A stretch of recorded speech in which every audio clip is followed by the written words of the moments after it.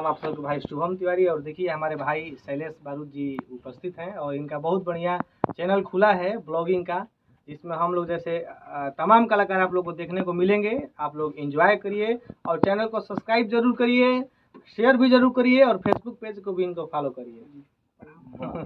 नमस्कार प्रणाम, हम भोजपुरी गायक टुनटुन यादव और बड़ी खुशी की बात है कि राइटर शैलेश बारूद जी के एक चैनल खुला है शैलेश बारूद ब्लॉग्स, उसको आप लोग सब्सक्राइब करिए और ढेर सारा प्यार आशीर्वाद दें। शैलेश बारूद भाई का चैनल है बहुत ही प्यारा सा, शैलेश बारूद ब्लॉग्स को आप लोग सब्सक्राइब करें, शेयर करें, खूब प्यारा आशीर्वाद दें। मोनुअल वेला की तरफ से सबको दिल से लव यू, प्रणाम, हर हर महादेव। प्रणाम, जय माता दी।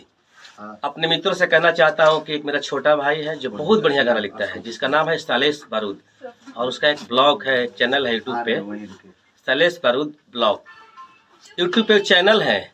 तो आप उस चैनल को सब्सक्राइब करें और अच्छा से आप लोग जरूर जाएं उस पे ब्लॉग पे, चैनल पे उसका सब्सक्राइब करके ना हो और लाल बटन में टिप के खर्च से आते इनकर फ्लो बढ़ा दलो। इनकर गाना हम गईले बने बहुत बढ़िया बढ़िया, फिर सुनने को वही पर, ठीक ना? ओके बाय। प्रणाम, हम आप सबके छोट भाई भोजपुरी गायक राजा सिंह प्रणाम करत हनी, आशीर्वाद के कामना।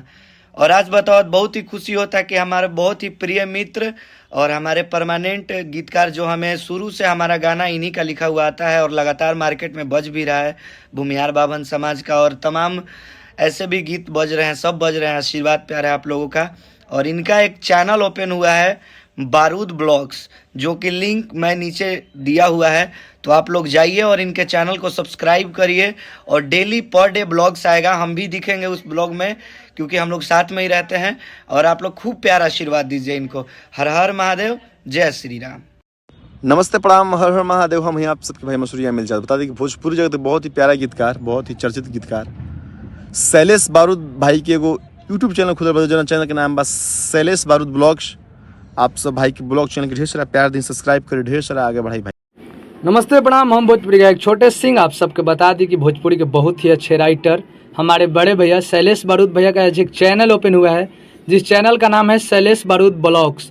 तो उस चैनल को इतना प्यार दीजिए आप लोग, इतना सब्सक्राइब कीजिए जम के कि भैया का दिल गदगद हो जाए। और जिस तरह से आप अपना भाई छोटे सिंह को प्यार करते हैं, उसी तरह भैया के चैनल पे इतना प्यार दे दीजिए। शैलेश बारूद ब्लॉग्स चैनल है, तो यूट्यूब पे जाकर सर्च कीजिए और भैया को खूब प्यार दीजिए। जय हो। नमस्ते प्रणाम, हम आप सबके छोट भाई भोजपुरी गायक कुणाल लोफर यादव। आज बड़ी खुशी के बात बतावे कि हमारे जिगर के टुकड़ा भाई शैलेश बारूद राइटर ब्लॉग उनका चैनल है, तो आप लोग ढेर सारा भाई के प्यार और सब्सक्राइब कीजिए चैनल के और आशीर्वाद दीजिए उनको। और बहुत अच्छे राइटर हैं और बहुत नेक इंसान है।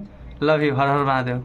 नमस्कार प्रणाम आदाब सत श्री अकाल सलाम। मैं गायक चांद जी। मैं बताना चाहूँगा कि एक यूट्यूब ब्लॉग चैनल है जिसका नाम है शैलेश बारूद ब्लॉग। तो आप लोग जाए उस चैनल को सब्सक्राइब करें और ढेर सारा प्यार आशीर्वाद दें।